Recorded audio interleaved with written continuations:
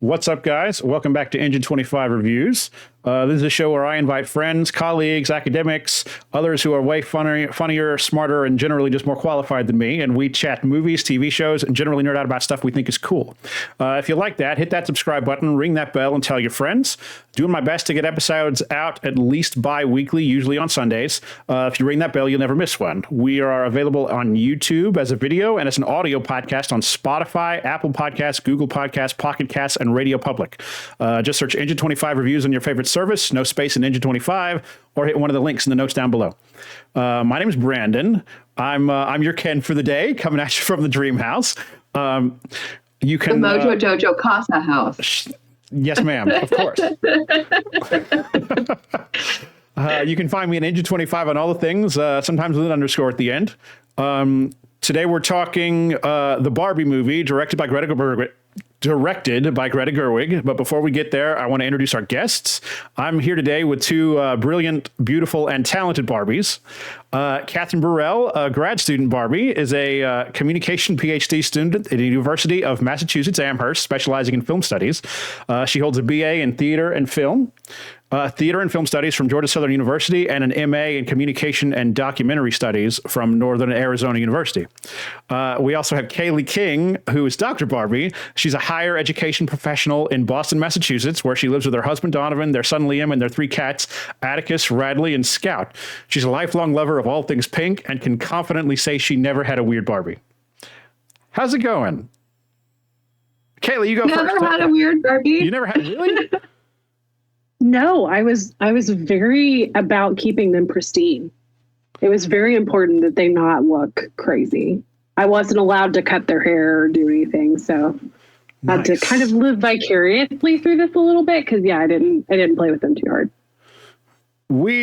When I was a kid, we discovered my mom's Barbies from when she was a kid, and basically all they did was make out with my Power Rangers and cheer them on as they fought giant monsters. Yeah, what's up with you, Katie? How you been? I'm good. Coming off of a week of family vacation, seeing both of these great films. So, I'm doing well. We talked about Oppenheimer last week, but we did touch on this Barbenheimer thing briefly, and it's a very cool, just wild cultural thing that's happening, and I am here for it. And I do want to say, the Barbie fever is nuts right now. I don't know if that's what it's called. That's the word I'm going to put on it. But I was taking photos with some friends at a shopping village in Alpharetta a couple of weeks ago. There's a big Regal theater there, and 50% of the women there shopping were in their pink because they're all going to see the movie. Good for great, fucking great. And I'm one of them. I caught the bug. I have the fever. And I'm just really looking forward to going back into my grad office this fall. Because I dress up a lot anyway. I think maybe it comes from growing up down south. And I just like to be put together when I am in public. And especially in a professional setting. So I'm just really looking forward to going back and wearing more pink and generally just living my best life, and then having everybody else catch up. And I'll be welcome. I'm glad that you're here with me now. I was ahead of the curve. Yeah. I feel like that's the thing about this movie, though, is that it made it okay to be feminine, because I know, yes. I mean, I'm sure I'm not the only person, but I tone it down at work sometimes to be taken seriously. And I feel like, I mean, Brandon's known me for 15 years. I wore almost exclusively pink in college. But to be able to do that and have it be okay and have it be kind of trendy, I feel like that's something kind of special about this movie, is that it makes you kind of cool embracing that side, even if you had it already. But I was having this conversation with my mom the other day, because I was saying, I just love that I feel like I'm allowed to wear pink now, and that doesn't limit me in that way. Because I was talking about going back in the fall and just being now I am being a grad student Barbie. I already was, but now I'm specifically wearing more pink and more vibrant colors. And I didn't do that before because of those very reasons. And I think as I know that as a kid, I hit this moment when I was probably around 10, where I just stopped wearing pink and lots of color, and I was just like, I don't want people to look at me. I'm tired of people telling me like I look so pretty and pink, or like I'm so girly and so feminine, you know. And I was like, don't look at me. Yeah. Like, don't perceive me. I don't want that attention. I feel so, and I didn't have the vocabulary at the time, but I felt so labeled by being feminine, especially down south, as I'm sure you have had that experience. But now, I was saying now to be able to like do that and go into my office and like on here even like, you know, and just embrace it. It feels really, really nice. And I saw something. So my mom and I had this conversation, and we were looking at, you know, like little interviews from like Margot Robbie. And then the next one that came up was her basically reiterating that same thing about not feeling confident and taken seriously as a woman while wearing pink. And she had the same sentiments about like as a kid, like hitting that mark of like not wearing pink and not embracing it. And I was just like, see, I was like, we're not alone. Like yeah. I think it was the taken seriously part. Sorry, Brandon. the taken seriously part for sure. Because I mean, I'm, you know, working in higher ed too. Everybody's always like, "Oh, are you a college student?" Because you're wearing bright colors. So it's like, no, now my wardrobe's black. Sorry. You want to believe I'm in charge? I'm gonna wear black. I have hot pink tennis shoes. Sorry. I have hot pink tennis shoes that I've had for a couple of years now. And somebody just asked me, like, did you buy them for the movie? And I was like, no, I've had these for years. And I wore them last semester. I went to the gym on campus before I headed over to my office, and I was in my workout pants and like my workout top. It was black, and I had my hot pink tennis shoes on. I walked into my office, and my colleagues were like, you look like an undergrad. I was like, I mean, there are. I mean, I know you know because you're both professional women, but like, there's a lot of things to say about that. That's also really ageist too. Like, I don't. Yeah. It's like it's ugh. And you should. It is. I'm a cisgendered white boy from the suburbs. I don't get these kinds of comments. My life has not been difficult. People don't judge me at work. You know, I'm just gonna throw it out there.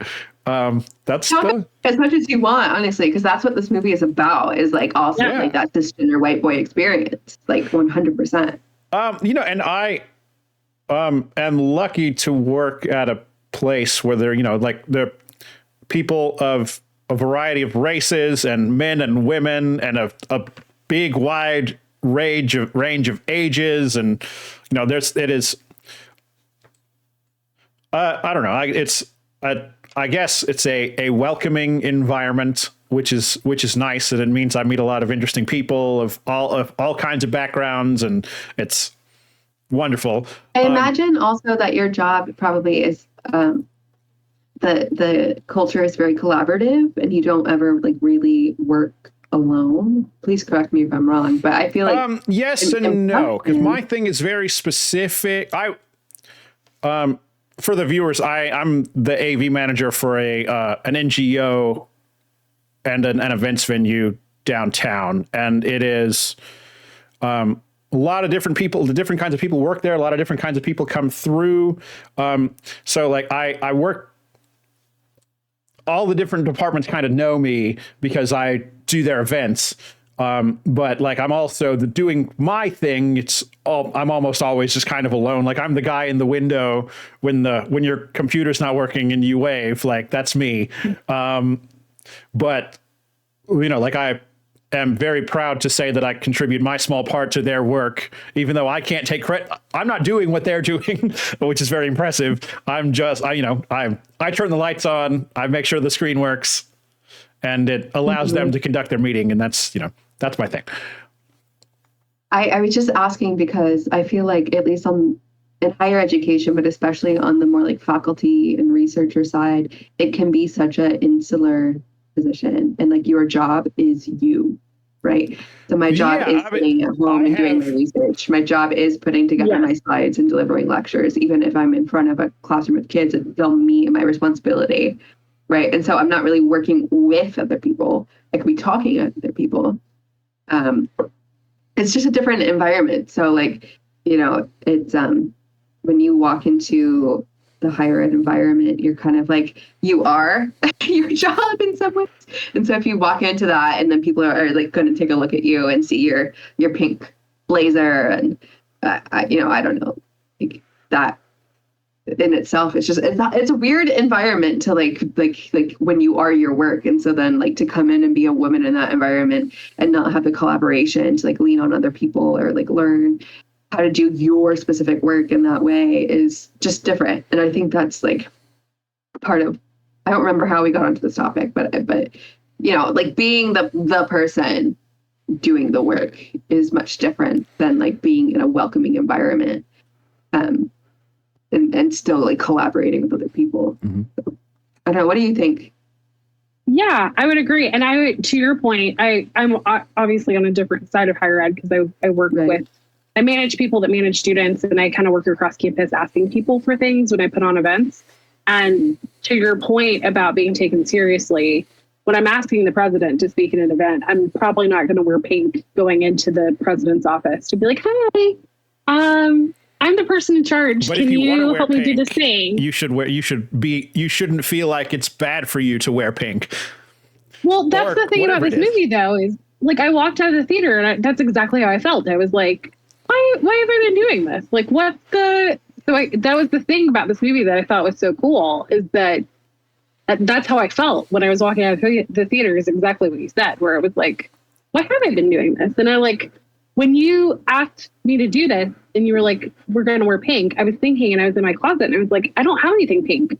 And then I realized I have plenty of pink. I just don't wear it anymore. And so it was, it was one of these things where I was like, this is more than just a movie, because it's like a nice reset to femininity in some ways. Oh, it so is.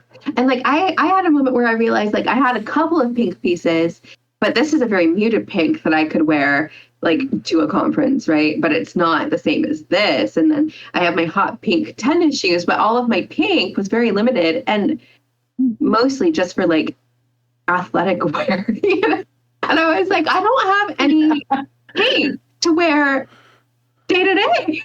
I was like, this is odd. So it was, I think that the way you described it as like a cultural reset on femininity should be like on like the DVD like tagline on the back of the box. I'll send it to Warner Brothers and see if they quote us. Please do. Please do. Send my son to college on the royalties. Royalties are a whole different conversation. That's a whole different podcast right now. Well, and that $1 billion marketing budget, isn't gonna spend itself. I mean, well, all we're gonna say on that is they should pay their writers and they should pay their actors. Yeah, 100%. And they should stop bitching about having to do that. Yeah. So, and you feel free to interrupt me and gush or complain about being a woman in the workplace or in America or whatever. That's what this podcast is for. Use the platform and say whatever you like. I think Barbie already gave us license to do that. We're just like, Well, that's fair. That absolutely. Barbie is directed by Greta Gerwig, written by Greta Gerwig and Noah Baumbach, who I discovered is her husband. I also Noah Baumbach directed one of my favorite movies, The Squid and the Whale. It's Jesse Eisenberg when he's much younger. It came out like when I was in high school. Wonderful little piece of cinema. Everyone should check that out. A very indie feel to that one. Barbie released on July 21st, 2023. Film had a budget of $128 to $145 million. I couldn't find a specific number. And has earned, as of today, which is July 30th, $774.5 million worldwide. And that is huge, and it's wonderful. And people are going to movies, and I am here for it. Yeah, it feels like a cultural reset just on movies in general, too. And that, I think, partly comes from the Barbenheimer event as well. But coming out of the pandemic, it's just like, finally. And there have been a couple of breakthroughs, like Top Gun Maverick made way more money than anybody anticipated. But the last weekend was the fourth biggest box office weekend ever. The first three were Avengers movies and then The Force Awakens. So, and it was because of two movies. Living my best life. Admittedly, because of one. But no, yeah, people are going to the movies. It's like my buddy just saw Oppenheimer in IMAX yesterday. A week later, it was still packed. This thrills me. People are going to the cinema. That's all I want. I don't want them to take my movie theaters away. No. Yeah. How before we get into detail, I do want to touch on Greta Gerwig's other movies. I discovered Greta Gerwig when Lady Bird came out in the theater. This 2017, I think, with Saoirse Ronan, and it absolutely blew me away. It's a very, very sweet but really poignant kind of coming of age movie. And then, as someone who doesn't read but enjoys movies, I also am a big fan of her Little Women adaptation. And the other thing I want to say before Kaylee's going to break into her a second, but all of these movies are so good and they're all so different. And it's a wonderful thing to say for any director. It's shouldn't be a big deal that it's a woman. She should just be, but she is, and it's a big deal. And all these her films are all brilliant.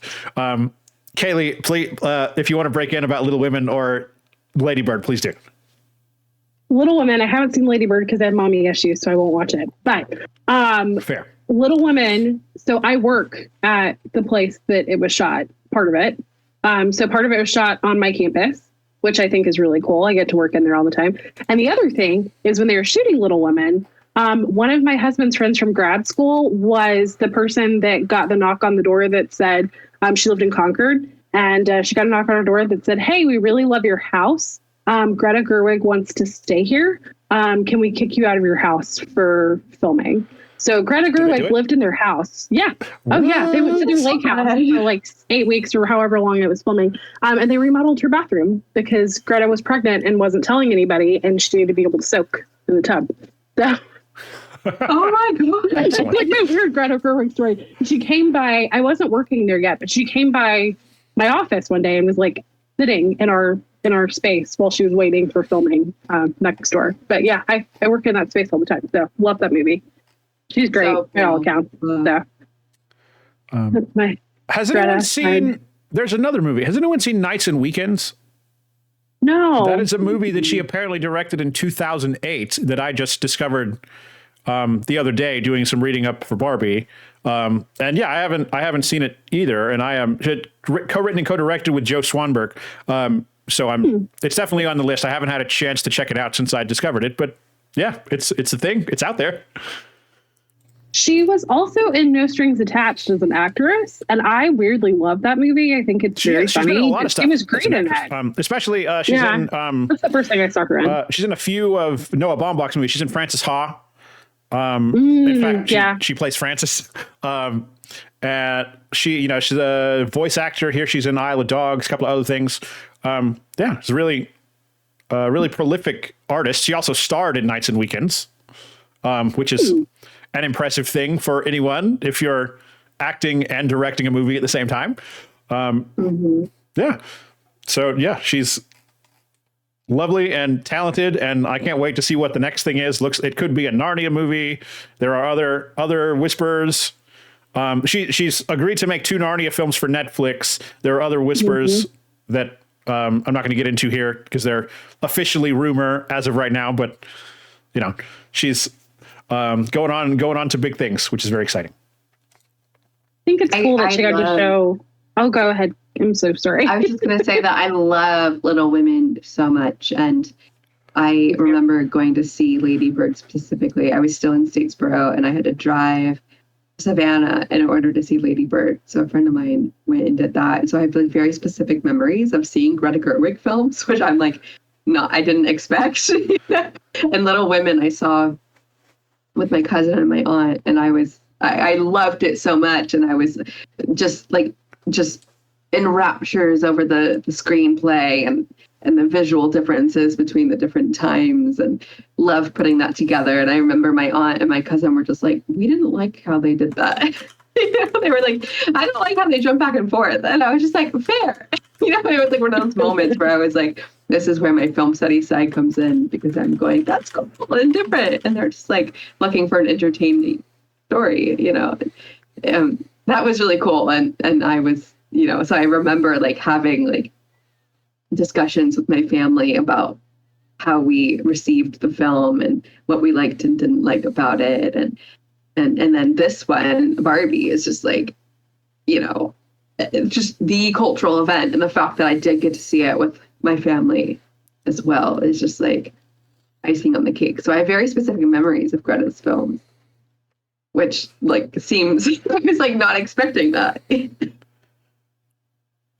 She's definitely made her kind of own footprint, which I love. And I think the thing that I loved about this one was that it was so cool to see what she could do with just a huge budget behind her.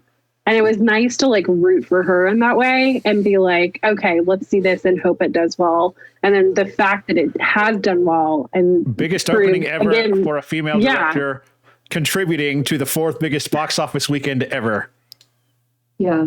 But the fact that we have to say female director and we don't say male director is part of this whole and I agree with you. And you both made faces when I mentioned it shouldn't be a big deal that she's a woman. And I was afraid that I had said something wrong because she's an incredibly talented artist, and she deserves to be in the same conversation as any other director. And I, that's where I stand on it. But that's 100%. That's where we are. It's just, I think it wouldn't be, sorry. No, go right ahead. Please. I was just going to say, I think it wouldn't be such like a thing to still say, biggest opening for a female director if there wasn't such a discrepancy still in the awards and nominations going to female directors, or just like filmmakers in general. So, that's not going to change until the formal cultural markers of craftsmanship in filmmaking are acknowledged. So I'm not surprised, and I'm like, that we're still seeing articles that are coming out about the performance at the box office that highlight her female directorness. But I'm also really confused because Margot Robbie is like the driving force behind this film. She's the producer. She's the one that brought the idea, and just like she hired Greta and Noah to write it and direct it. And so I'm like, why is the femaleness of the director such a thing? When like the star of the movie is the producer as well, why are we not talking about Margot Robbie's success as a female producer? Like, what's the difference there? So it's just a weird thing that I don't think is going to be like mainstream until like the Oscars are like, everybody won this year and it was a woman, so let's like get rid of that now and we don't have to address that ever again. I don't even know if that's possible, but I feel called out. You're absolutely right. I think the thing that I mean, there are a lot of things, obviously, we all thought when we walked out of the theater, but in kind of cahoots with that, I guess, would be the Margot Robbie performance, too, because I feel like I've just heard so much more about, and don't get me wrong, Ryan Gosling was great. He was great, and I loved him, and I enjoyed him. But can we not talk more about, it's her movie. I feel like all we do is hear about kids. Oh my God. Yes, I know. I literally was thinking the same thing. And I was like, why Oscar for Ryan? Like, I mean, I see it, but like, why not also Margot? She has such like emotional range in this movie. It's insane. Like his part, without like getting into too much detail, was obviously campier. Like he had some really campy bits where she did a lot of the like emotional heavy lifting, but I still like, just because you like, it's more enjoyable to watch his part doesn't mean she didn't do a better job. Right? Oh my God. Thank you. Thank you so much. All right. Are we done here? Are we good? Are we done? Yeah. We fixed everything. Yeah. Right. I mean, you guys are talking about, well, fixing everything, kind of wrapping back around to what we started. Like, I wish I could believe that this movie would have a bigger impact on the way the world is. I don't think the needle's going to move very much because of Barbie, and it sucks. But yeah, I mean, we'll see. I feel like, if people like me and Kaylee are feeling more confident to go into the workplace and say, yeah, doing pink, and I can hold logic and emotion at the same time. Same time. I don't even think I can do that. That's like, I'm serious. But, I don't know if I can do that. But in the logic of the Barbieverse, a Ken wouldn't have to, right? That is true. Correct. So there's still that heavy lifting of going into those spaces that women are going to do, or women presenting people are going to do, and be able to still get the same opportunities and respect and time in a meeting, really. So, but I feel like in that way, like, it's empowerment. I don't think it has to change the needle, because I agree. I don't know if it will. I think that's a good observation, Brendan. But in terms of empowerment, the empowerment that's coming out of it, I think, is what will fluctuate the needle. It'll go, oh, what's going on? It'll go. If one person, and maybe if one woman feels more confident wearing the thing she wants to wear at work, I think that's a success. I agree.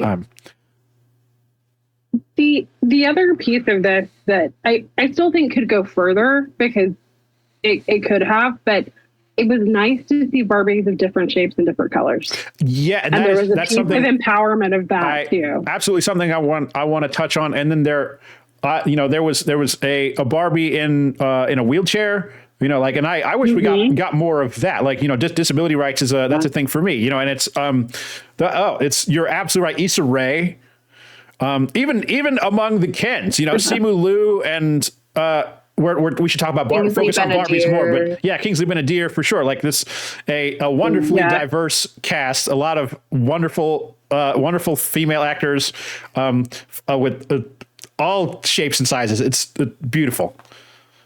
I have heard criticism about not seeing more of the disabled wheelchair Barbie or even the Kens. I've heard criticism about that.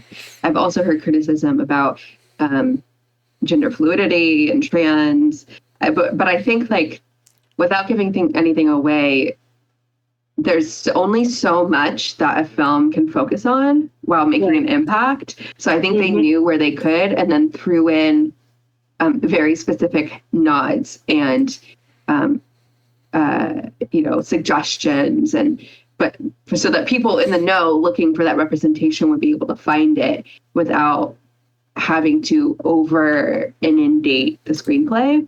And so in that way, I think the film is very successful. But yeah, I mean, like, if they're gonna do a sequel, why not make it like Trans Barbie or something like that? I think like we have a really good like platform to for those kinds of things to go from there. So I understand the criticism, but from like a strictly like kind of like practical film studies, like in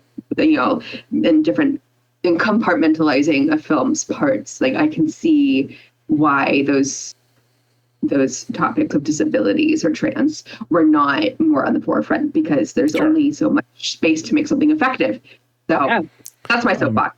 And that is absolutely a fair point to make. There's only so much room, and I, for one, was very, very happy that the movie is less than 2 hours long. It's a wonderful film, and I enjoyed every minute of it. Usually when I get to say that, the movie is much longer than 2 hours. That is like, there's been a trend with long cinema these days. I like long movies as much as the next guy, but I went to see this right after work, and I was home by 9:00, and it was wonderful. Yeah. It did a lot of heavy lifting for being less than 2 hours too. Absolutely covered so much, but it didn't feel like a slog. I will say I panicked when I was sitting in the theater, and I was like, I've already seen in the first 10 minutes everything I know from the trailer, and I was like, is that all that there is? And then I was like, no, there's so much more. This is great. But, I had that momentary, when you go to see a movie and you're like, oh, I already saw all the good parts because it was all in the trailer. Like I had a moment where I was like, oh no, is this gonna no. Can we talk about those trailers for a minute? That's that first teaser came out last summer where it's like Barbie and the 2001 mashup, which was turns out that was just like the first 60 seconds of the movie. But then like that first trailer where they introduce all the Barbies and all the Kens, it's like, man, this movie's gonna be weird. And like that's of all the great things we're saying, like it's also very weird, and I'm here for it. So it's just a very going all in on the everyone's name is Barbie thing was just very amusing. And it's very like it's, I guess where I'm trying to go is just this, it does all these wonderful things, but it's also like, it's really hard to fit this into any box. You know what I mean? It's just such a very unique thing. I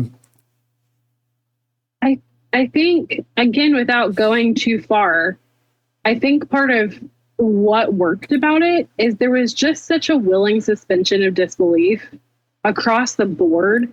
I think the thing that was so cool about this movie is like anytime something was introduced, it was accepted. I told my husband that it felt like an improv exercise where you just have to like yes and you can't challenge it, and you have to be like, okay, yes and you just accept it. And so there was like not crazy exposition, I feel like, because you got to just get into it because everybody was just like, oh, okay, this is the way it is. There's a word for that willing suspension of disbelief, and I'm just like reeling with happiness that you brought it up so I can talk about it. Please do. So in film studies, that's called verisimilitude. It's also like a theater thing as well, and I'm sure you guys are very aware of it. And I teach this, so I taught film studies this summer as well, and I hammered home verisimilitude to my students and tried to get them to use it a lot to talk about, because I think that's such a integral point of like how we approach it, like even as audience members sitting in the cinema. And the distinction I had to really address that my students weren't quite getting is like, it's not about the believability to real life at all. It's about the believability of that world. Are you invested? Does that make sense for the world that you are living in? Does it make, like, you know, as like if you were an outsider, just like in that world, in that film, a character in that scenario, would this piece of detail of world building make sense in these parameters that have been set? And while those parameters change like scene to scene in the Barbie movie, you accept them so well. And that's verisimilitude. It's like when new things are introduced, does it give you pause?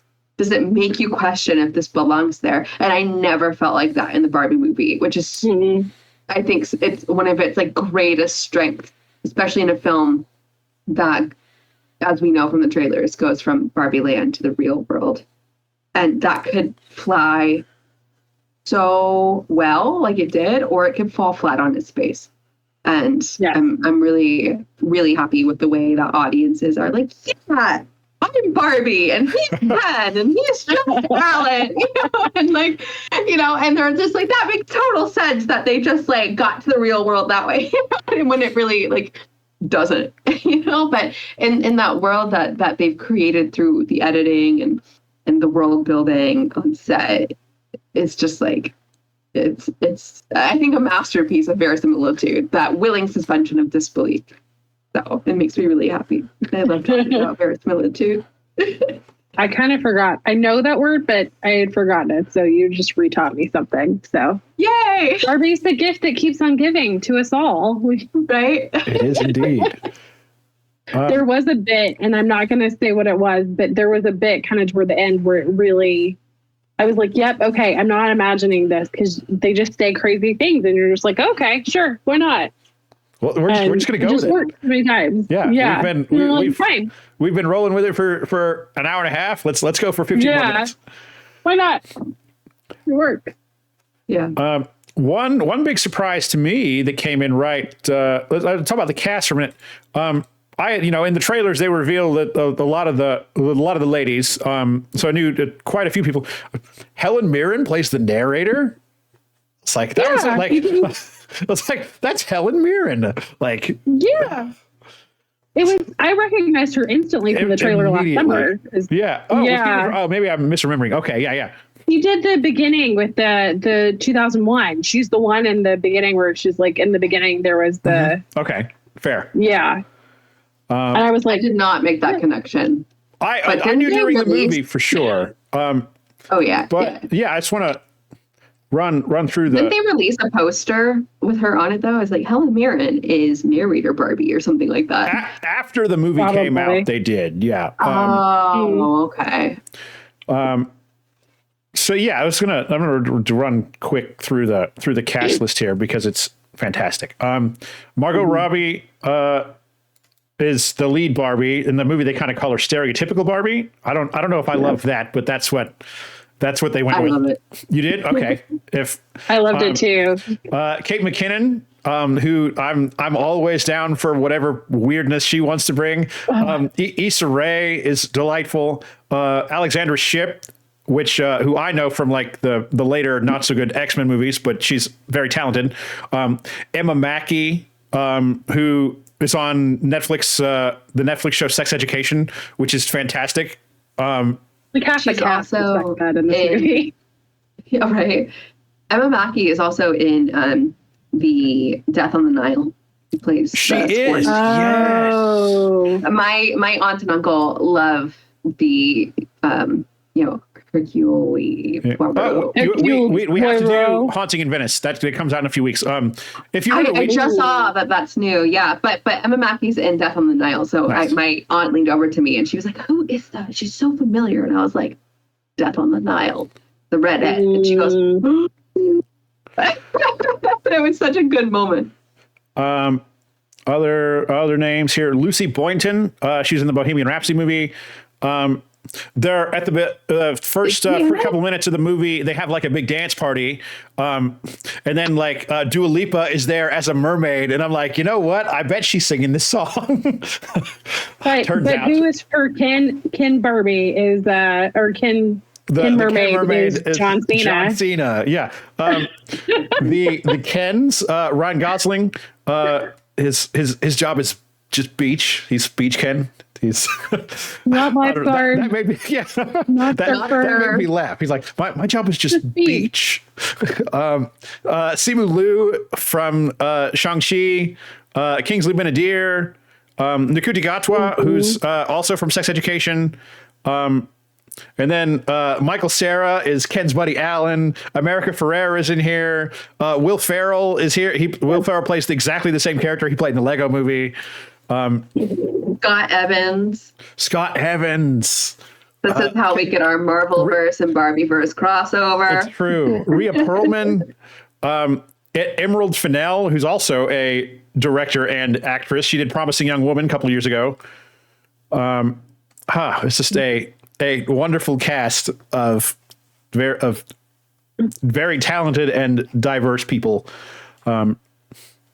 We also get our Marvel Barbie World crossover from Kingsley Ben-Adir, because not only was he in Barbie, they just aired the last episode of Secret Invasion. He's in Secret Invasion, yep. The main villain. Playing very different. Two very different. very different kind of vibe there.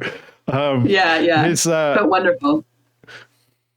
Any other highlights? We mentioned the narrator is the always great Helen Mirren. Go ahead.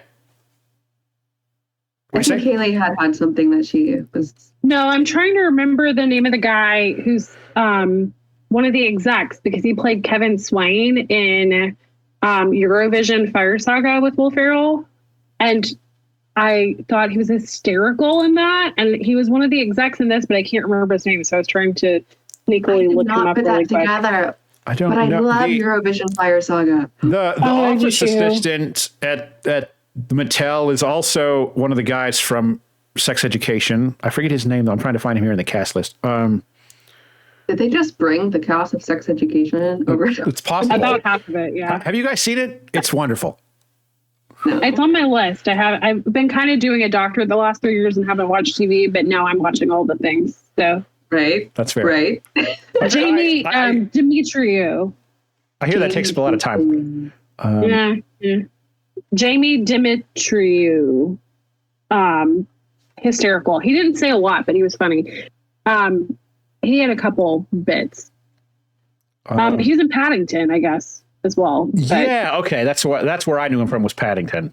Oh, he's the sister or the brother of Natasha Dimitriou from What We Do in the Shadows.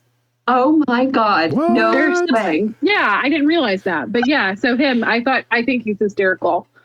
That is a show I keep up with, like very purposely.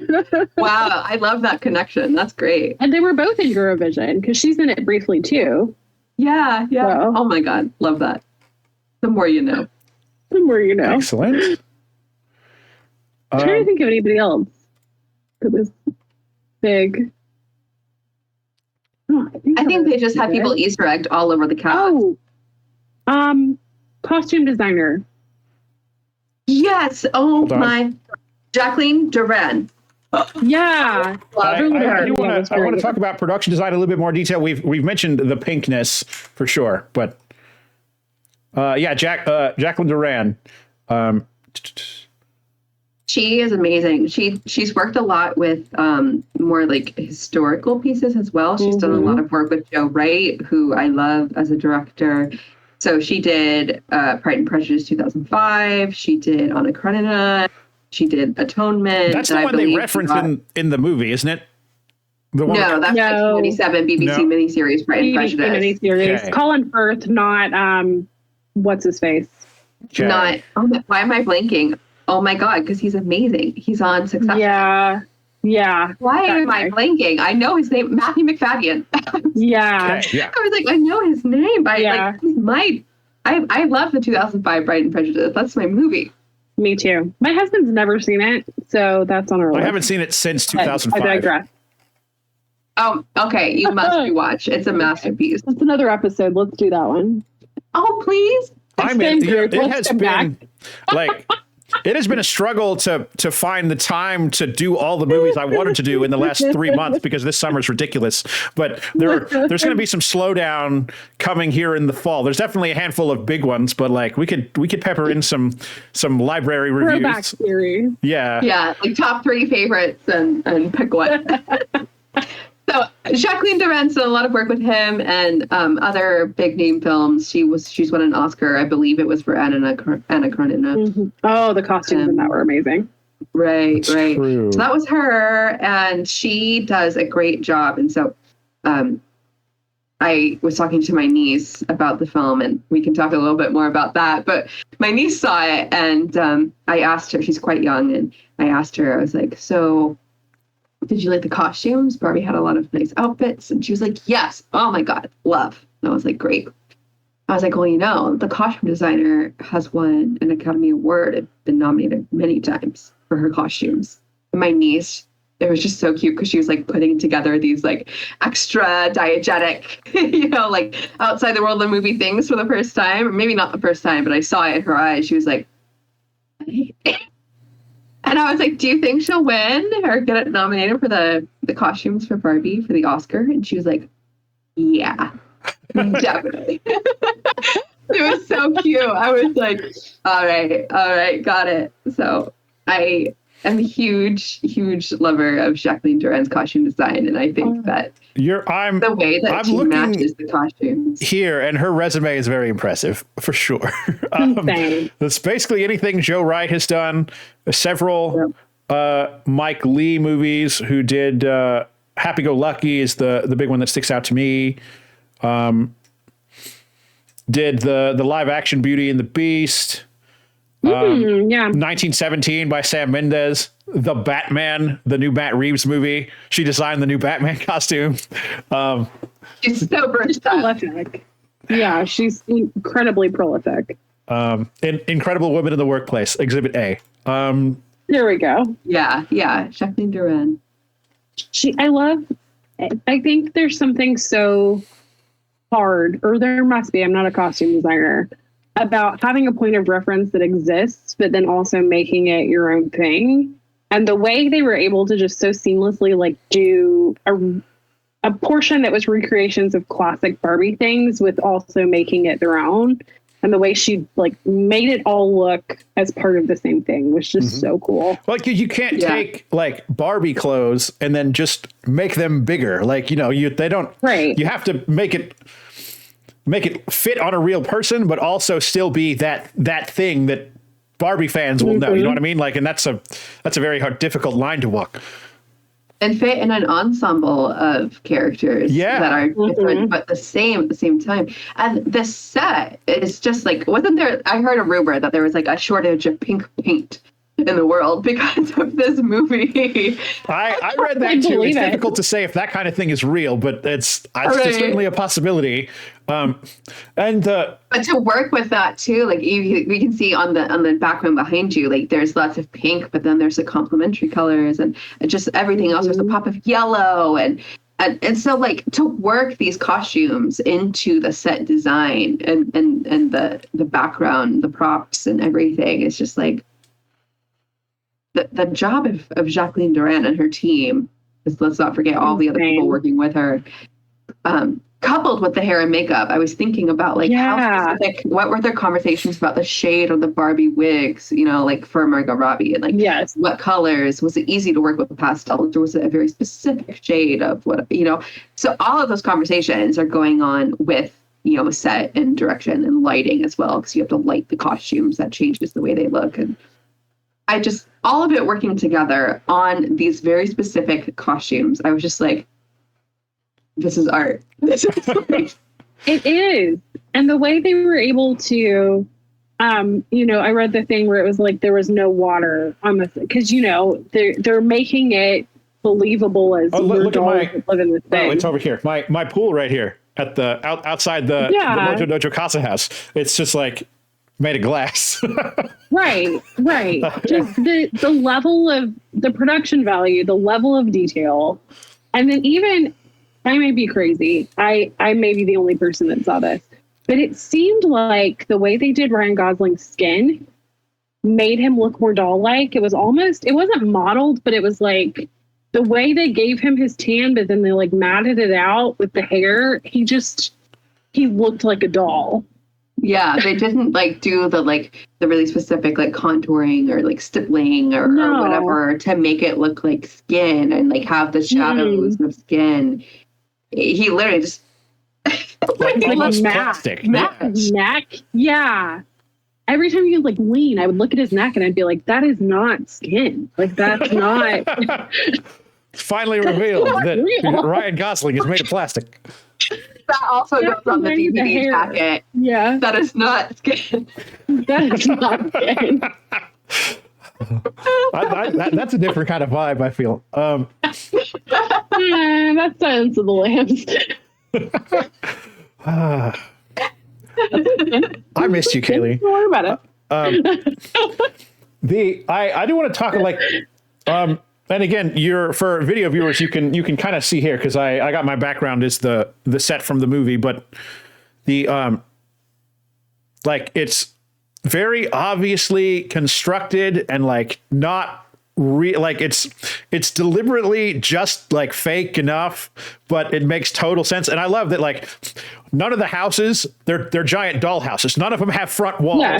Like they don't have glass either. Yeah, they're closed in. So like you can see your neighbor sleeping and then they all just pop up and say, "Hi, Barbie." Like no, it's thank you, Barbie. Hi, Barbie. You have to say Barbie just looking here, like the car looks like a toy, and they're driving on turf, and it's like, I don't know, it's a very intentional, very thorough, like obviously filmed on a set, but like deliberately looking like it's filmed on. It's like it's not. It's. How am I trying to express this? Like it's very tactile and very like touchable. Like, I don't know, like it, you can feel it, but it feels like plastic. Like, you rub up against the dream house and it's not going to be wood. Like if you like, it's just very tactile, I guess is the word I'm trying to find, but it's, and it's very campy. It's very, in the philosophy department, it would be very carnivalesque, right? Yeah. Like, and it's like, it's very silly, but it fits within the verisimilitude that we were talking about. It's like, it's this whole like package where it's just just goofy enough. And they like, I'm not going to say that the movie takes itself super seriously, like at least in the Barbie land portions, but everyone is on the same page, so it doesn't. Yeah. And then when they transition into Barbie land, yes, then suddenly those differences are so, yes, exactly. Yes. I do want color palette. While we're talking about the look, the transitions where there she's on the little boat and then driving the car and then floating in space.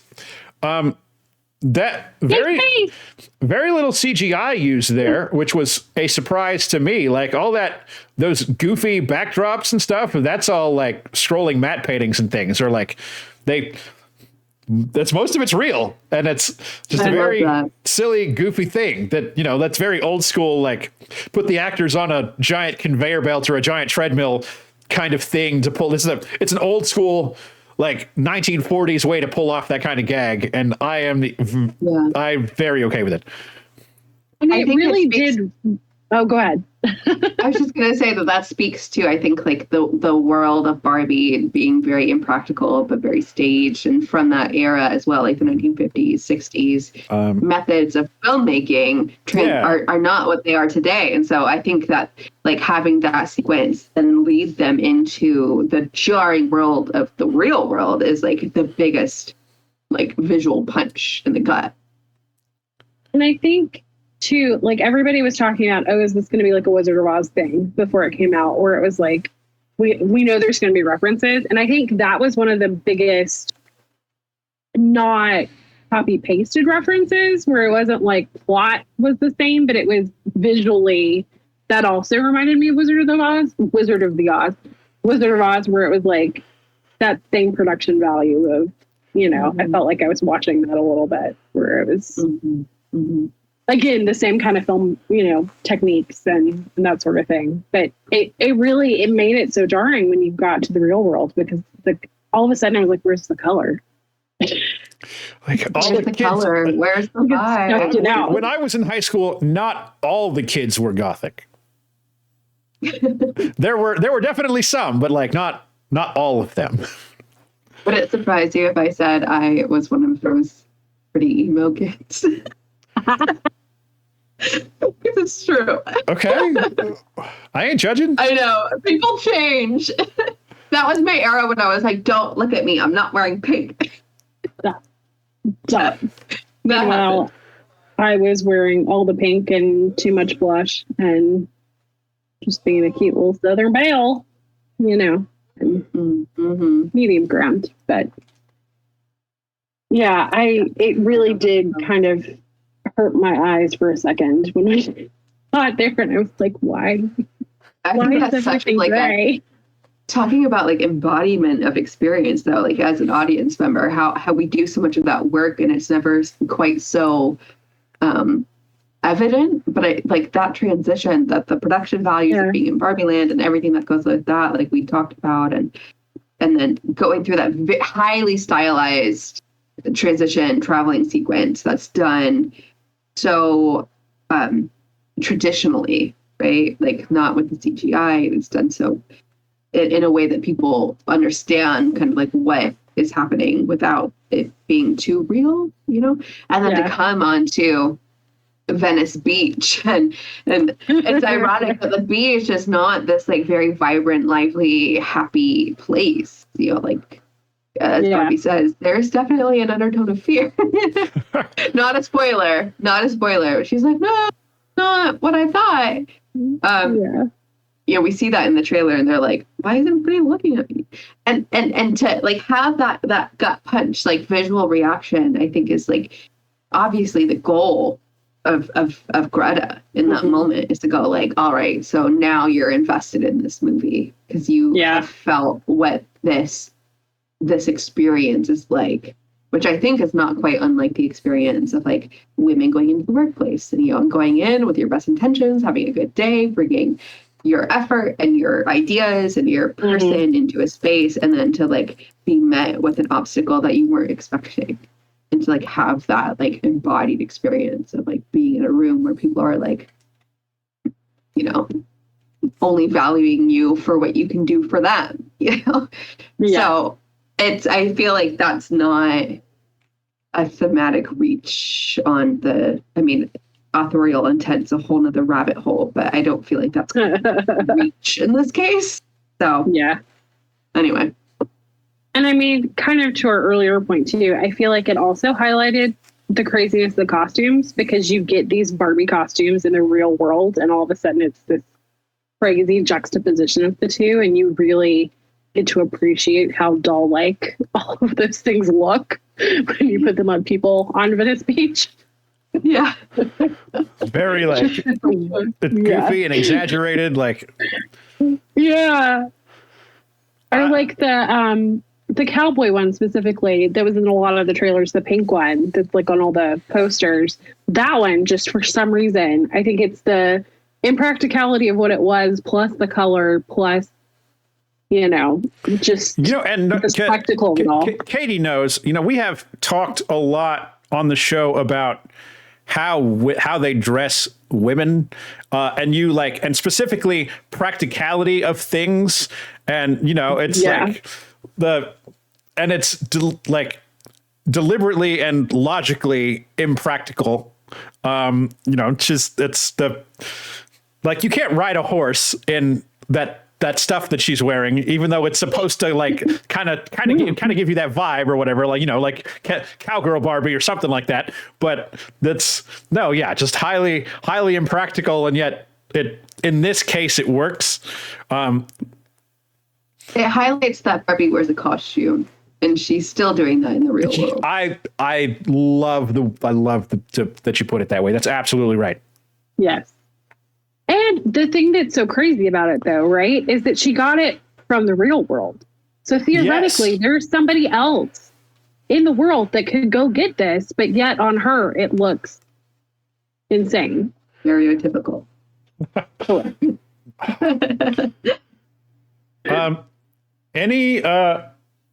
We're coming up on an hour. Any thoughts before we go into spoilers? Anything we haven't touched on? Oh, actually, there is one thing. I'm going to talk about that in spoilers because some of it's kind of funny. Because I want to touch on the music and the song selection, which is pretty great. Any thoughts before spoilers? I think I'd really like to talk about the kids. Please but that do. Might be something for the spoiler section to be able to contextualize the film a little bit. In that case, spoiler alert. Any alert. Audio viewers or audio listeners, here on out, we're talking about whatever we want regarding the Barbie movie. Full spoilers. You have been warned. If you haven't seen the movie yet, you should, and you should come back and finish. So Katie, go ahead. You were talking about your niece went to the movie and had some thoughts. Yeah, I kind of knew that this was going to be quite an existential film, and I didn't know how far they were going to take it. And it is not a movie designed for kids. I don't know if kids will enjoy it or not. But it's not made for them for sure. And after seeing it, I saw it Thursday evening of whatever that was, the 20th, and I walked away and I was still kind of concerned because Ken is mean to Barbie and it's all about the patriarchy and how women are treated. And I was like, is this a benefit for kids to see? Is it not? How do they react to it? And my biggest takeaway was that I was like, kids might find this boring. And so my niece was going as a group with her friends to watch this movie with her friends. She's 8 years old for her birthday, and they rented tables at the theater, the special theater, and I was like, I don't know, but my cousin, her mother, is a very educated, smart, intelligent, amazing woman and mother. So I was like, what? She can figure it out. It's her thing. And so I asked them, my cousin said afterwards, she was like, the kids loved it. They just like Will Ferrell. And I was like, oh, okay. And they like the music and the color, and it's all going over their heads. And I asked her, I was like, but were they bored? She's like, no, they weren't bored. They just were having a good time together and moving along. And the moms were there too, so they were kind of, it was a group thing. And so I don't know if like sitting at home, if it would keep their attention, but they loved it. And my cousin was like, I don't think it was that bad. Like, but I asked my niece, I said, well, what was your favorite part? And she said, I like the swear words, especially from President Barbie. She's like, I love when they bleeped it out. So funny. That's my favorite part. And I was like, I love you. Like, yes, like this is why I love you. But also, I was surprised. And so they were getting some of it and about, like how it was supposed to be funny and ironic to bleep it out. They got that. And they got that it was like, the Mattel bleeping it out. And, and so like they were getting some of it, but not in a way I think that like scared them. So I'm wondering if like there's going to be, 8-year-olds going around instead of saying like, I don't have a vagina and he does not have a penis. If they're instead going to be going, I can hold emotion and logic in the same conversation. So I hope so. But it was such an interesting, like, I was really just concerned that they were going to be bored after I had seen it. But apparently that was not the case. But what do you guys think about kids seeing it? I mean, as a mom, to a boy who I hope will fight the patriarchy, I want him to see it eventually, but I don't think at 8 I would take him to see it. I don't know. I'm with you. I think that I would imagine they'd be bored or just not really get it. And I also think that there's so many pieces of it that I would want to introduce on my own as a parent before having that be introduced in that way. Like I will be teaching my son, we don't play guitar at women. We don't do that. Just playing guitar at them. I got a mandolin right there. It's probably out of tune though. Interestingly, my nephew, who is 14, so my niece's brother, was also there. So like the whole family, their whole family was at this thing, right? Right. And so we asked him afterwards and to my nephew, and we were like, well, did you like it? And he's like, no, it was trash. I fell asleep. I was like, okay. This is the age range that is not key demographic. Yeah. I don't like, I think I'd be curious what teenage girls think though. Like tween girls. I think teenage girls, there's a very big difference between teenage girls and tween girls. And I think 14 is still in that tween. I'm off basic. Like I probably would have enjoyed this movie a lot in high school, but I'm, that's there. I think there's a lot for adult men and women here. I think there's probably more for tweens and teenage girls than there are for tween and teenage boys. For sure. Yeah, but I would agree. Also like, I don't know how to parent. I can hardly take care of myself. So that's a whole other conversation. I mean, this is a very interesting case study for me. Like I was watching incredibly violent monster movies starting very young. So that's a different, right. Yeah. Well, I think too, though, to your point about, teen girls, there's that whole bit where she says that heartbreaking line where she says that mothers stand still so that their daughters can see how far they've come. And that, I can't imagine having seen that as a teenage girl and how that would have made me feel. But I think there is something in that for that demographic, for sure. Well, and that's again why I don't think the teenage boys would necessarily get it. I can't. No. What's the show or the movie where she's like, "This isn't for you. Not everything is for you." And I can't think of. I'm gonna think about it later. That's the one with about on Netflix, and she's like the con artist. What's it called? Oh my God, I can't think of it. It's not about you. It's not about whatever she says. Oh, it's so good. There's some feminist thing, and she's like, "This isn't for you. Not everything is for you. You get everything." And that's kind of how this felt, where it's like, this is a thing that I wish I'm glad you enjoyed it. This is a thing I wish I could explain to Star Wars fans, but they just instead of accepting it, they just want to bitch, and it really bums me out. Anyway. I'm gonna figure it out.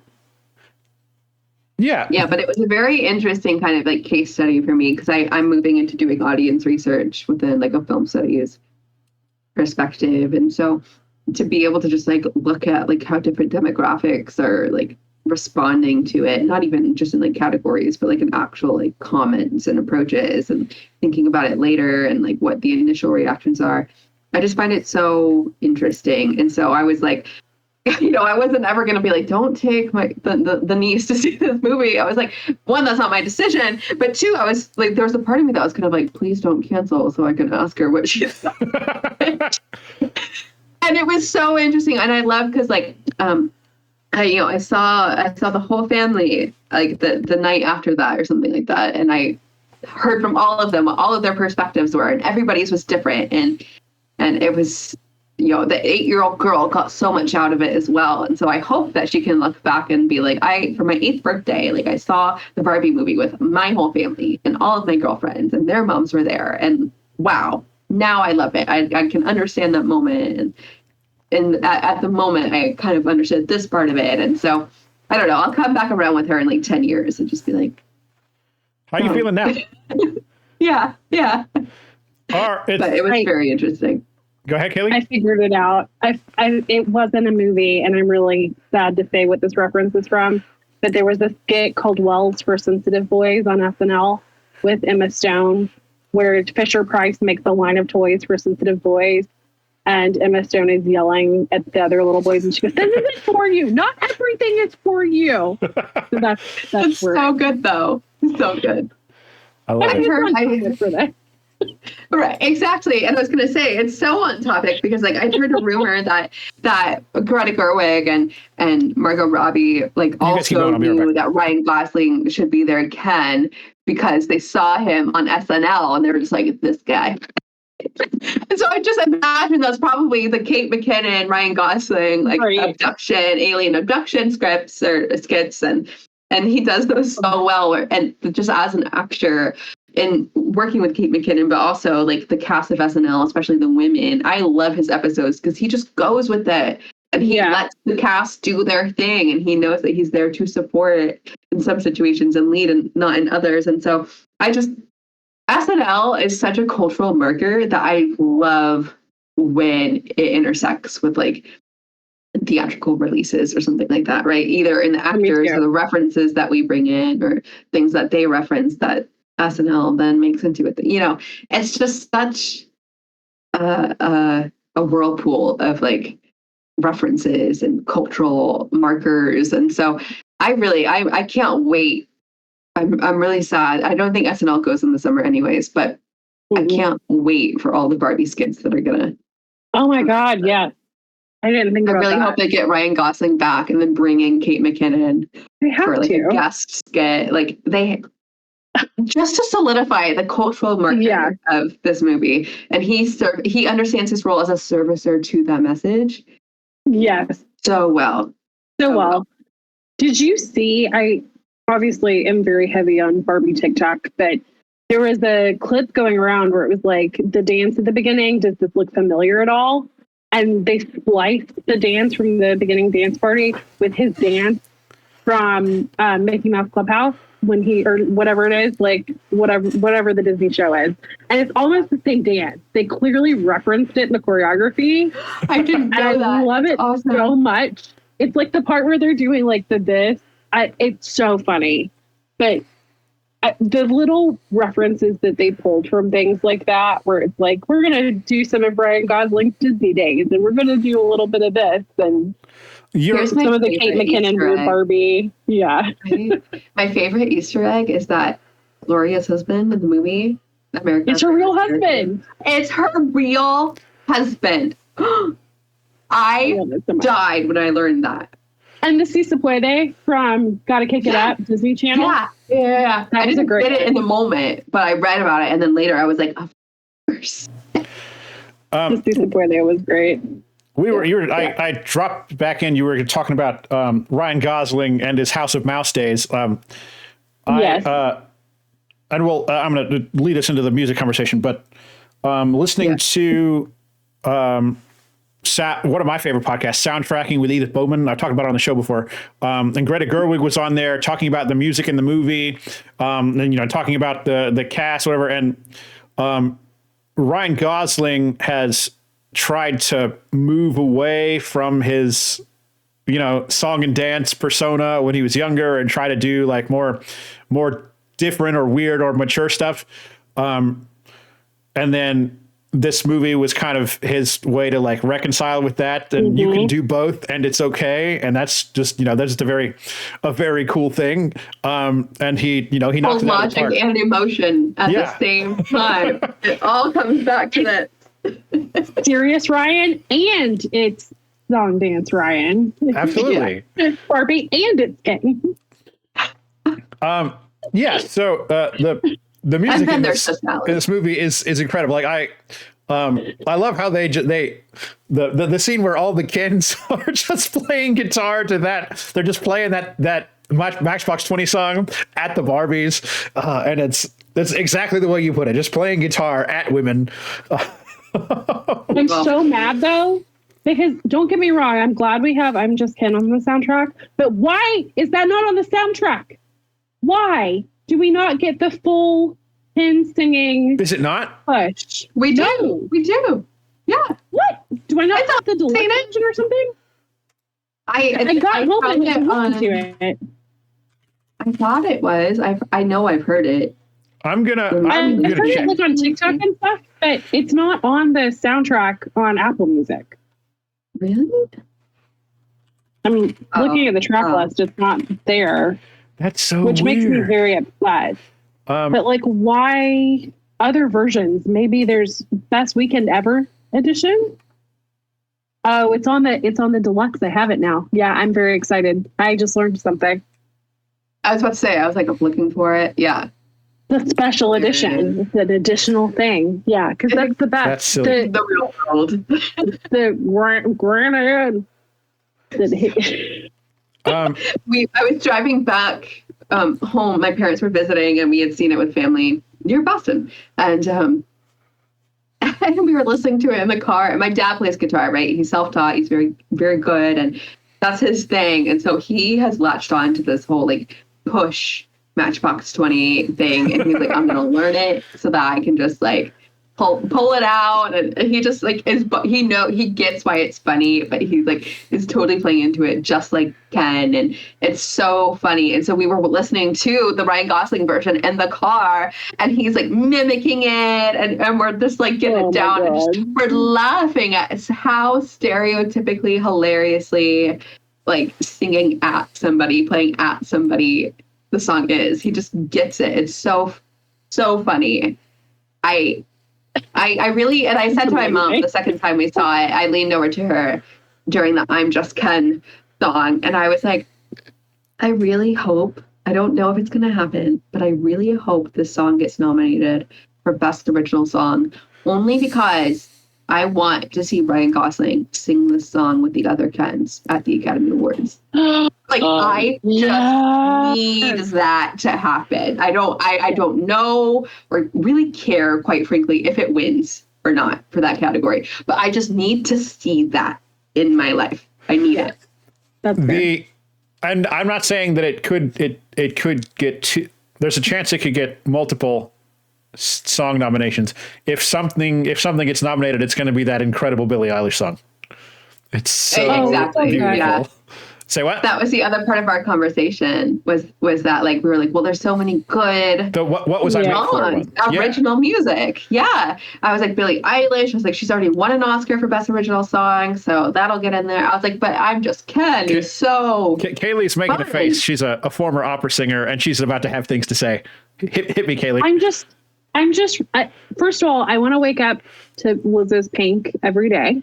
I do. I make my alarms. She just starts singing the stuff that's happening on the screen. It's wonderful. But the real one, I want the one with the existential dread and thoughts of death.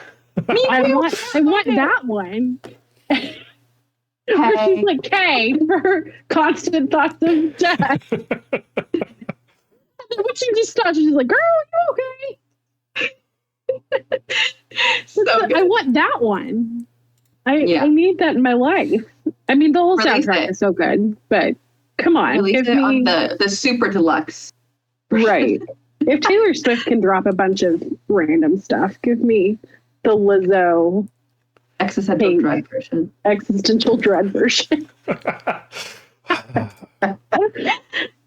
So good, so good. But yeah, I maybe multiple songs will get nominated. I mean, Billie Eilish, definitely contender. I just really hope I'm Just Ken like sneaks in there as like the surprise second nomination for the film. Oh, I'd be down with it. And I don't know. It's still July. Like the Oscar contenders come out late in the year, except for certain categories like Best Song can, because that can be year round. Like Disney always gets nominated for something, that kind of thing.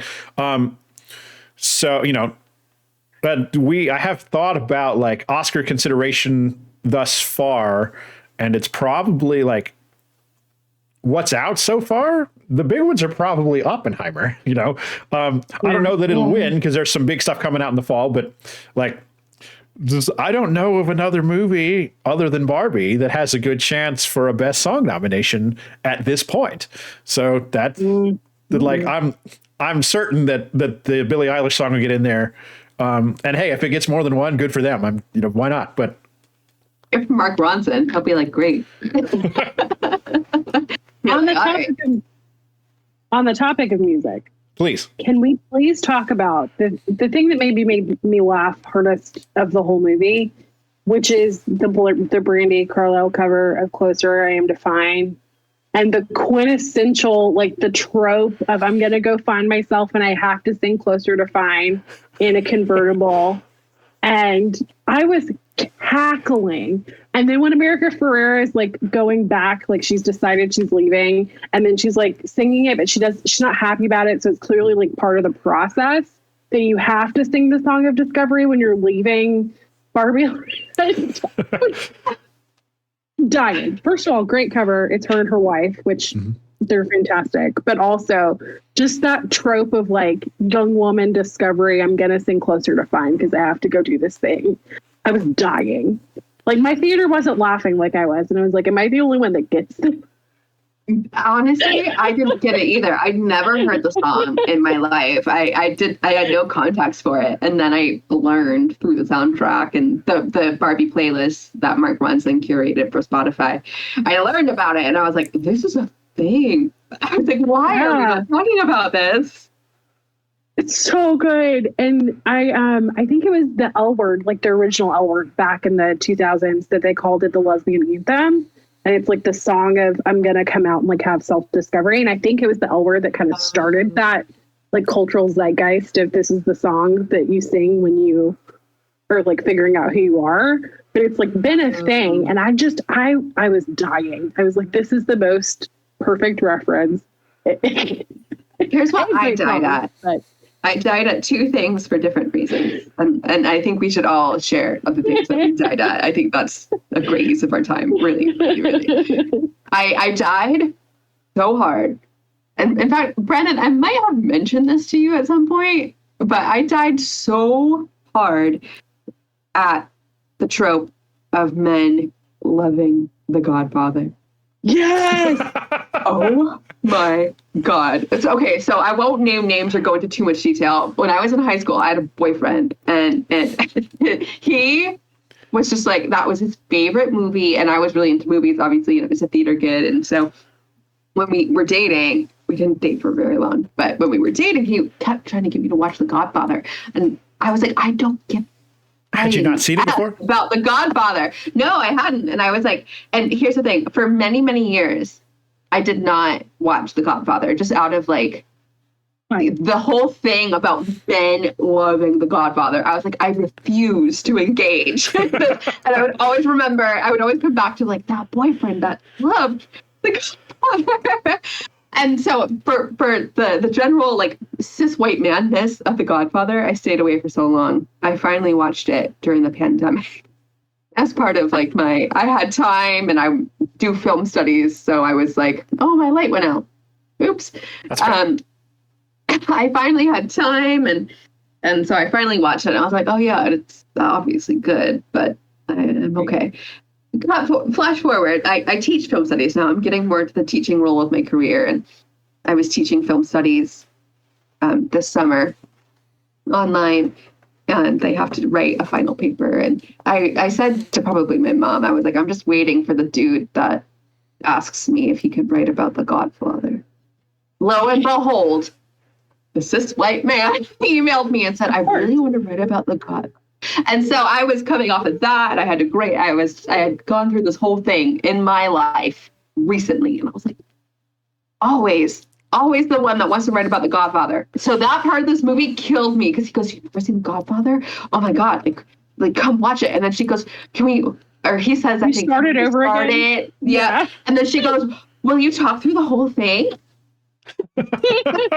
It's You've Got Mail that Tom Hanks' character is also obsessed with The Godfather. Yes. And he does the bits where he's like to the mattresses and does the whole thing. And it is such a trope. It is, and it's so real. The other thing that killed me for a different reason, which I was like, I am the exception to this, was I don't care about the Zack Snyder cut of Justice League. Yeah. I really do. It's okay. That was going to be because Kaylee, that was the first movie that we reviewed on the show. It was me and Katie like 2.5 years ago. We did the Snyder cut, and I cackled and I thought about Katie. It's just a very no, yeah. Were you like, oh, how does she feel about that? Really, all of the ones where they were trying to like get the men to like the tropes of I don't know how to use Photoshop. That was the other thing that killed me. Because I do that. I do the multimedia. I do the Photoshop. Like, I'm doing a very Photoshop heavy project right now. And that killed me. Honey, you have to select the layer first before you can use the selector. And I was like, very mansplaining and gross. so funny. Was it the same Barbie that was it Physicist Barbie when she was like, I feel like all I care about is Zack Snyder. When America Ferrera responds and goes, do you want pants? Yes. Yes. The way that Emma Mackey is just like Pharaoh-y. Yeah, she was like psychologist or philosopher Barbie or something like. And then she just becomes like really subservient and it's gross. She's the one that gets put into like the little maid outfit too. Yeah. Mm-hmm. Do you want pants? It's just I love it. So good. I did not vibe with Emma Mackey just from like the Death on the Nile movie. I didn't vibe with a lot of things in that movie anyway, but this movie completely changed my tune on her just because like she had such a good role to play and it was so she knew exactly oh God. She's the female lead in Sex Education and you should watch it because it's fantastic. It's on my list now. Yeah, it's sure. Like and it's funny and it's really smart and it's also like, that's high school kids learning about sex, and it's just it's exaggerated, but it's a thing that we all do, and it's a British show, so it's just a little bit different because it's British humor, and it's wonderful. What part killed you, Brandon? Yeah. Sorry. Say again. What parts killed you? We talked about the things that killed us. What about you? I mean, like I can't stop laughing at just like Ken playing guitar, and it's just like, and they're all playing the same song, and it's that. And Kingsley Benadir's Ken just on the drums, like. Yeah. Oh, the one Ken, yeah. Also, in that, can we talk about the line where he's playing guitar and she goes, and then you take it all away, and then that's when she starts texting. When she's like, you get him involved, you make him think that you're interested in him, and then you take it all away. Just when he thinks that you really care about this song. Yeah. I can't. The whole story arc. Okay, so Barbie goes to the real world, and Ken tags along, and he realizes that, hey, the men are in charge here. So then he goes and gets a bunch of books about the patriarchy, so he can go to Barbie Land and invent the patriarchy. Not before he asks to do surgery, though. He does. He approaches a woman. Just who's one operation. It's just like, but I'm a man. It's just like, and she's like, but I'm a doctor. Like, can you give me a coffee? Right? Oh my God. Oh, go ahead. When he's like, you don't do patriarchy very well, and he's like, no, we do it very well. We just hide it better than. Corporate America. Uh-huh. So mad. That line. I just laugh. No, I'm sorry. I like a few days before the movie came out, I saw in a little store near here a shirt that has like the horse like Edward Muybridge like experiment like of the first like birth of like, you know, cinema, like kind of they did a succession of photographs and then it looks like the horse is moving. That's like the birth of like cinema, right? They were like, oh, we can make moving pictures. So I have a shirt now that has that on it. And so after I'd seen the movie and I was talking to my cousin about it, the one with the niece, and she was like, got a lot of horses on your shirt. And I was like, she's like, supporting the patriarchy. Are we? Once I figured out that the patriarchy wasn't about horses, I lost interest. Right. Yes. I do gotta say something that, you know, we've talked about costumes and stuff. I love that ridiculous fucking jacket that Ken is wearing that's got like the fur around the collar and it's sleeveless and the one the guy's wearing in the real world. I love the way he pulls things from all the men he saw. Yeah. And that was just one of the guys was wearing that jacket. And so that became part of it. Stallone thing, apparently, from what I've remember, because they had all like those like 3 pictures of Sylvester Stallone and his furs, and I've obviously been watching a lot of breakdowns and things about the movie, and so they were like, he's trying to be like, and then it comes back up later in the I'm Just Ken song, and he does the boxing moves, and I'm like, he's it's so funny. Speaking of costumes, the bit where when he's throwing the costumes off the roof. And they like expand, and then lame the actual costume. That was so cool. That was the part where I was like, okay, you're recreating things and you're showing real costumes. And it was such a cool blend of, you know, like paying tribute to the nostalgia in that way. They understood the assignment.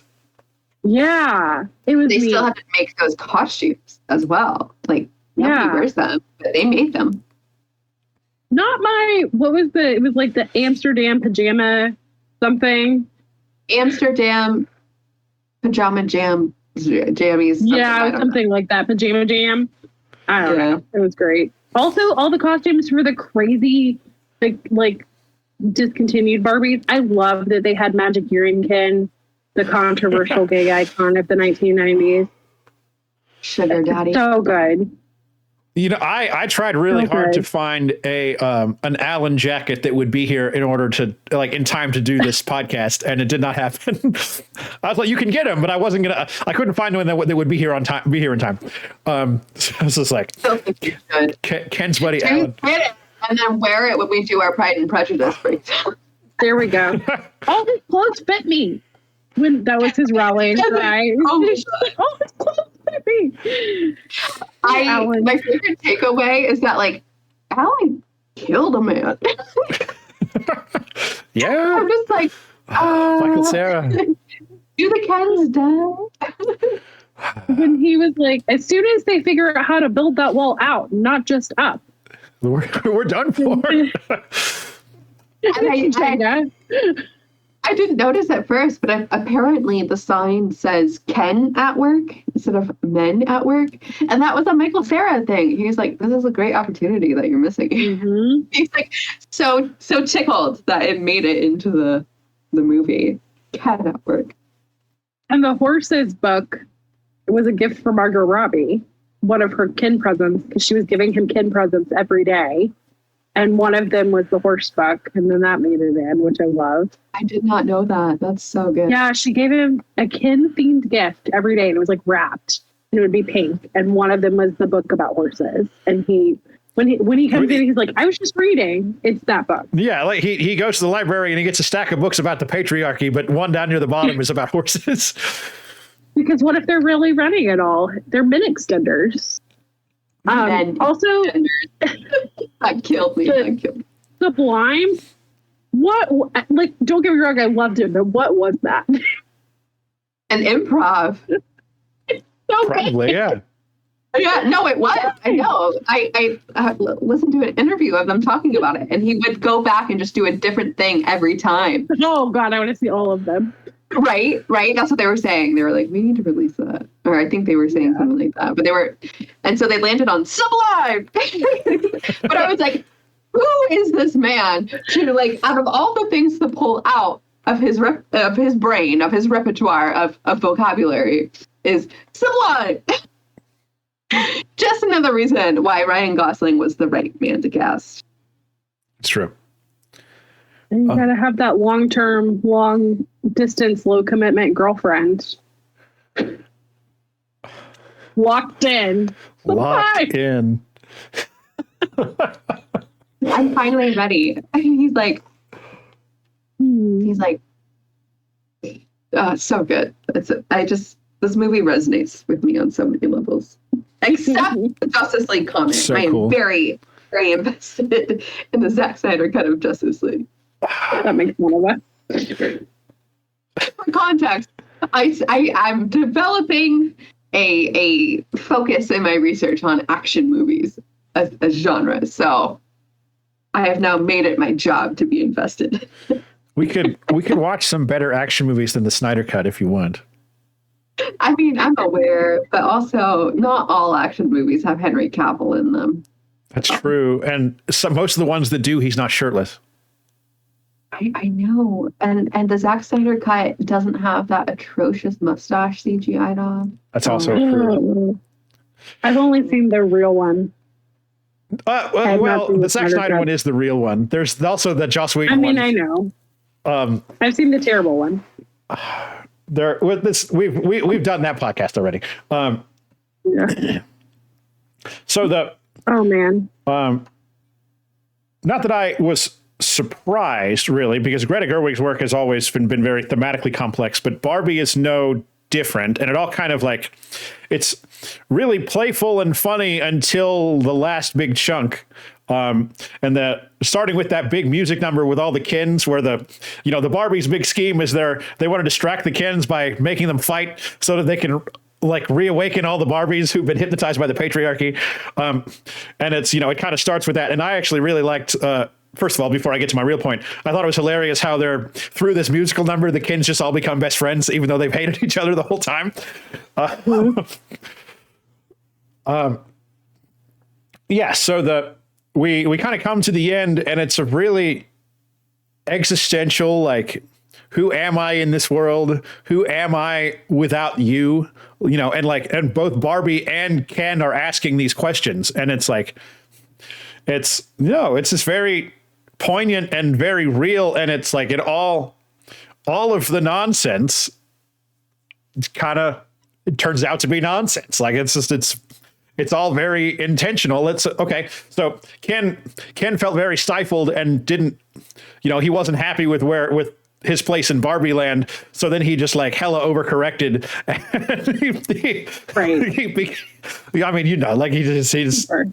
He becomes the king of Kendom. And it's Barbie who has to say, like, they have a moment together, and it's You might have overdone it a little bit, but like it's okay to wonder like who you are in the world, because I'm doing that too. And it's like, you're gonna have to figure that out without me though. And it's he has a moment like it's always Barbie and Ken. It's never just Ken. And then Barbie's like, but what if it's Ken, or what if it's Barbie and it's Ken? And then it's just like Ken has a big epiphany about it's like, okay, I can be me without you. And it's a very thematic, it's really complex and existential, but it's also really poignant and touching. And it's just a really, considering the comedic romp that we had up until this point, that was obviously like, it's really satirical, and it's, there was no way that this patriarchy thing was going to stand, obviously, but that's not the point. The point is, like who am I? Like it's a really interesting, very different take on a coming of age story, almost like it really hit home for me, and it was really this movie's really good. It's a very well written, like dialogue, emotional climax of the movie. Yeah. But I really want to know what you guys think about Barbie apologizing to Ken. That's exactly what I was about to say. Is I hated it. That's the one thing that I was so mad about. And it was the one piece that I was like, I don't know if this is controversial. I don't really care. But she should not have apologized to him. She's not into him that way. It doesn't matter. She can have every night be girl night if she wants. And it felt like it was so I don't know the word I'm looking for, but it wasn't cohesive with the rest of the movie. Because the whole thing is that she's like not apologetic for who she is. And then she apologizes to him for just not wanting I'll give you that. And it reminds me, there's like an old meme or something, or like an online thing where it's like the whole friend zone nonsense. And it's just, you can't just be nice to your friend. You can't it's not a machine you put coins in and then eventually sex falls out. Like, it's not right. Yeah, I agree with you. That whole sequence kind of like confused me, because the first time I saw it, I was like, there's the moment earlier on where Ryan Gosling as Ken, Ryan Gosling delivers Ken. We finally get a glimpse into like why he's doing what he's doing. He's like, because you weren't there for me, and I had the reaction of like, oh my God, because he's hurting and there is something else there, and it's not just all there is something, but he's blaming it on her, and it's not her fault. Exactly. Right. And so the people in my theater, complicated. Yeah, exactly. So I caught myself in a moment of like, oh my God, what did I just do? Because the people in my theater were like, oh, that's awful. Like, shut up, dude. And I was like, oh, I had a very different reaction to that. And so then I reframed it. And then we get later in the movie when she apologizes to him. And I kind of had the same thing happen. And I was like, oh, because I was reading it as like, it didn't bother me at first. And the more that I've thought about it, the more it bothers me, because, I read it as like, I think this could have been fleshed out more in the writing based on like what they were trying to go for. Like, I was thinking, she's apologizing that he felt that way, not that she made him feel that way, but just like, I'm sorry you had to go through that. If she says every night didn't have to be girls' night, so I could tell you that there was nothing there, it would have been a different thing. Right. Right.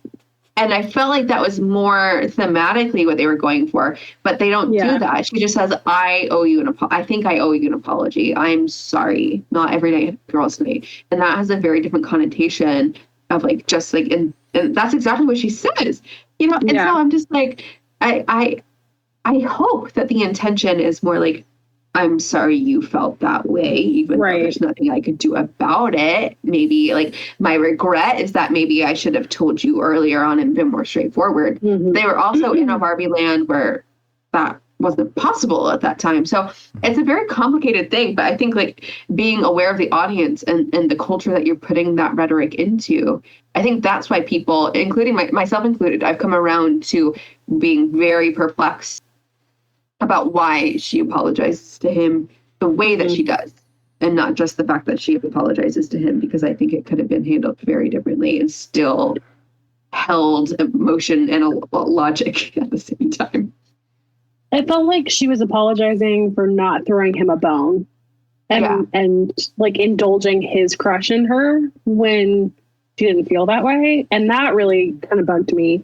But tangentially, I thought this was interesting, and this is like pure conjecture from the internet, but somebody made the position that because Gloria earlier in the movie says that she never had a kin growing up, and this is like her Barbie that she played with, that's why Barbie felt like she didn't need kin. And so like she was always going to be engineered to not want a kin because Gloria didn't have one. And so I like that played into it for me too. But it's like, it's nothing he did. She just like, she didn't think of him that way. Which I think that's like how it kind of should be though. Like I shouldn't have to apologize to a man just because I'm not into him. And not at all. I'm thinking about it. So like it's such an interesting commentary looking at all the different parts of it and how they could or do not or might work. I'm glad that people are talking about it because it's not just saying like, oh, it's a trope, like or something like that.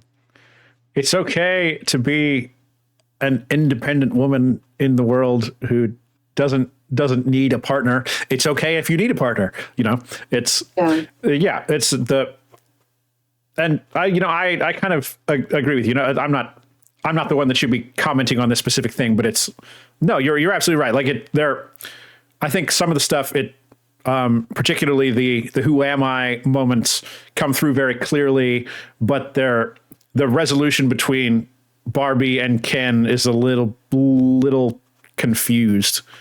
And I don't know, like not severely, like it wasn't enough to distract me, but maybe that's part of the problem. That's it's definitely in there for sure.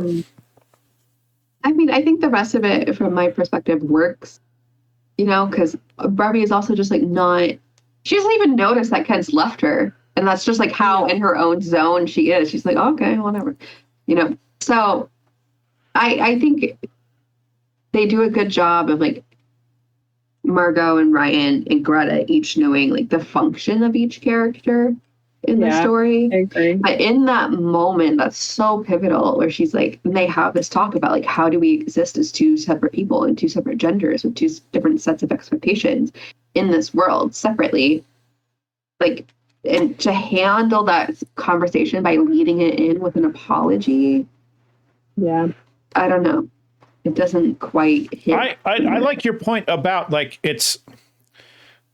I think it's okay for her to feel bad for him. I don't think that her apologizing in such a way that makes it sound like she now feels like she has wronged him isn't the right thing. But he was kind of miserable, and it's okay for her to feel bad for him, but not to. You're absolutely right with the way she apologized to framed the issue a little weirdly, I think. Yeah. And I think that. Oh, go ahead. No, please go ahead. No, you. I was going to say, I think it's specifically that line, not every night had to be girls' night. Like if they had taken that out, that's the piece that it was like, I'm sorry, I didn't give you something that you wanted, even though I didn't want it. Right. Mm-hmm. Yeah. That was what did it for me. And that's not her responsibility. Yeah, right. Exactly. Right. And like there could have been such a good moment for a commentary about like how like if you are crushing on me hard or if you have feelings for me and I just don't acknowledge it, I'm not aware of it at all, that's for you to deal with. Right. Yeah. And so that line of not every night has to be girls' night is like suddenly that's something for her to deal with. Right. But that's not going to manage your feelings. No. So that whole thing, like, it just, and I don't know, it's very weird for me to think about just because my first reaction was that she feels sorry that he feels that way, not that she's sorry that she made him feel that way. I had the more appealing interpretation the first time around. Yeah, like more empathy than apology. Yeah.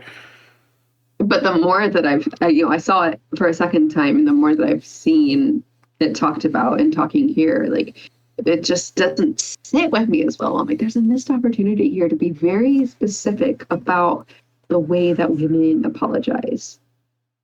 Although I will say there was a piece of it that I felt like was I guess the writing acknowledging that at this point she's still a doll and that she doesn't have it all right yet and that she's not in the real world yet. So she's, she is still kind of made to be Barbie and Ken. And so she's trying to like appease that piece of their relationship. Well, yeah, there's some acknowledgement that she is growing and she's deciding that she wants to be human right after this. But I think that there is a nuance to that where it's like, this is still a doll at this point, and she is made to kind of go with him and make him happy. Yeah. So it's definitely nuanced, and I get it, but yeah, I wish they'd chosen different words. Yeah. Yeah.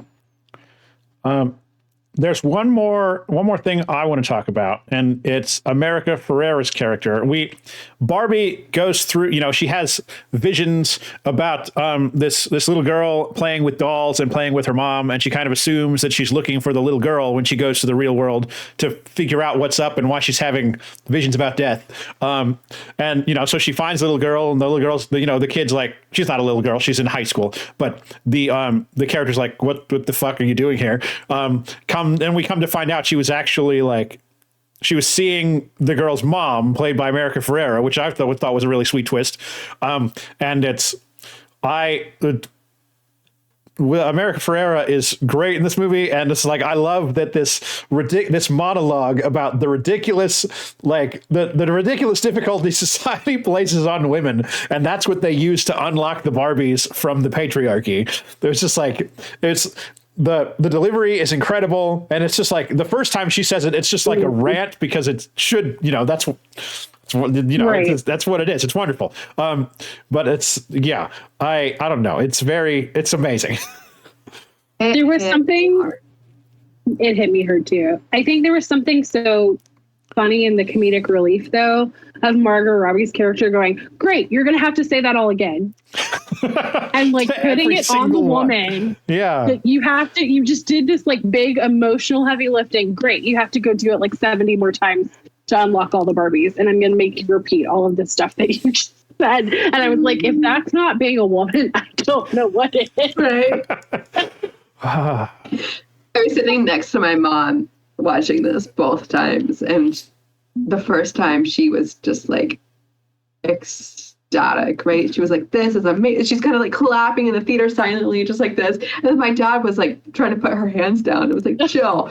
All right. And we both went, Not for you. Right, exactly. There was laughter and applause, but there was definitely one woman that was you tell him, girl. It's just like shouting above all the applause. It was wonderful. I was sobbing. Yeah. I was Me too. Sobbing. I don't cry at movies. I really don't. A movie gets a 10 if I cry one tear, right? I'm like, that did it for me. I had a little catharsis. That's great. It's my own personal meter. I cried 5 or 6 times the first time I saw this movie. Me too. It was like hearing somebody put into words everything that you think on a daily basis. Yeah. And there was something just so powerful in saying all the things at one time. That it's this, but it's also this, but it's also this, but it's also this. And you're like, God, impossible standards and contradictory ideas and they're all together. And the point being that it's not one of these things. It's that you have to deal with this contradiction and this contradiction and this contradiction. And then it's just a shit pile of everything together. Mm-hmm. And that was powerful. Ridiculous. Yeah. So good. I really hope that Greta Gerwig gets an Oscar for the writing, specifically for this movie. Truly. Apology, scenario aside, the film has enough nuance, like we talked about, I think, to even to have the discussion that we've had. And this, she calls it Gloria's aria. I heard this in it. Yeah. And I just love that so much. And I feel like the simplicity and detail of that writing with so much thought put into it is just one of the most illuminating movie monologues that I've ever heard. And the example for her daughter too, I think one of my favorite things I mentioned earlier, like the lack of exposition, that kind of ends up being the big like poignant thing for her, and not I'm going to have this reunification with my daughter and like have this big tropey, we haven't connected and now we're connecting. Because instead you see her daughter just slowly start wearing more pink throughout the movie, and they never really address it. So I loved that. That was surprising to me that this is like the they big make it thing obvious for her. that is happening, but that's not Right. that's not the focus of it. You know, they're all ultimately bonding over this situation, but that's, you know, it's not the. Because I think that would take the focus away from Barbie and Ken at near the end of the movie. So I'm glad that you know there are enough clues in there to show you that is what's happening, but that's not the focus, and that would really like honestly dilute and simplify the themes of the movie. But I think it would make it more appealing to the younger kids that we were talking about before. But it's that like at a disservice to all this other stuff that we've been talking about. Right. I agree. It was just cool to see that be her moment and not, I'm going to make this monologue directly to my daughter and try to like fix our relationship. It was, I'm going to talk about women everywhere and have that be the focus. That was cool. It was so good. I mean, it was also good. We'll be quoting it for years. Years. And I can't wait for SNL to get its hands on it. Your theory on Mojo Dojo Casa House? Yes, that is an SNL joke if there ever was one that wasn't on SNL. Right. But Dojo and House, you don't need Dojo and House in the same sentence. Or Casa. The more you say it, the more it makes sense. Don't. Dojo, any closing thoughts from either of you? Anything? I wear the pink. Yeah. Wear the pink, ladies. Dudes, if you want to, I got pink on. You wear your fucking pink. Yeah. And My dad saw it with us, like, and especially on opening night, people were all dressed up and very excited because it was the Thursday evening. And we talked about it afterwards, and he was just talking about how very aware and we all wore pink, right? My mom ordered him a specific pink shirt. He wore it very happily and proudly. It's not the first time he's worn pink, right? So, but we talked about it, and he was just saying like how aware he was that he was one of very few men in the audience, but also obviously the oldest man in the audience. And it touched him in a way that was his experience. And I think that was a very positive, but like reflective experience for him. And I hope that's the same thing for men, like across the demographics, to like be in that space as an audience member. I had experience a moment like there. I mean, it was almost certainly mostly women, but there were quite a few men in my screening too. I had that moment when I went to see the Judy Blume movie, Are You There, God? It's Me, Margaret. It was mostly like women with their kids, with their little girls. I was literally the only man in the screening, and it was just like, yeah, it's definitely. And to be fair, that movie is not made for me. I enjoyed it. I can't personally relate to a lot of the things it's talking about because it's, you know, it's puberty of little girls, but it's like, you know, that's complicated family dynamics and stuff. Like there's that stuff hit for me, but it's the same. I don't know. I guess the same idea. Like I am gladly here to support this because it should exist. And if people don't show up, they won't do it again. So it's, you know, and I really enjoyed it. I'm glad that I saw the movie. So it's good for your dad to, you know, first of all, make that realization, and, you know, that's having, you know, if nothing else, a nice afternoon with his family. But if he got something from it, then all the better. Yeah.